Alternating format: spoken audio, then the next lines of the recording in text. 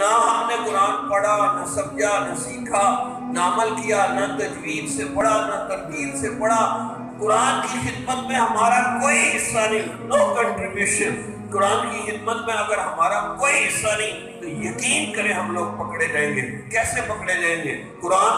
میں قرآن پیش کر رہا ہوں آپ کے سامنے کہ قیامت کا دن ہوگا، میدان حشر ہوگا، حساب کتاب ہو رہا ہوگا۔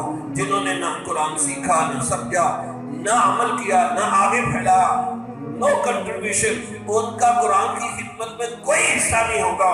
تو کسی نے زنا کیا، چوری چکاری کی، گناہ کیے تو ہاتھ پاؤں گواہی دیں گے، قرآن بتاتا ہے، لیکن جس نے قرآن کی کوئی خدمت نہیں کی اس کے خلاف گواہی دینے کے لیے نبی آخر زمان کو لایا جائے گا اور حضور یہ عہد پڑھ کے امت کے خلاف گواہی دیں گے۔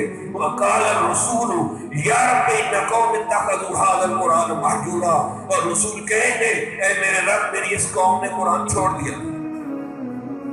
یہ قرآن کی آیت ہے، یہ کوئی ہنسی مذاق نہیں ہے، صاف صاف حکم ہے اللہ کے کہ یہ کوئی چھوٹا جرم ہے کہ نہ قرآن کو سیکھیں، نہ سمجھیں، نہ عمل کریں، نہ کافروں تک پہنچائیں۔ جمال الوجود بذكر الإله وتصفو الحياة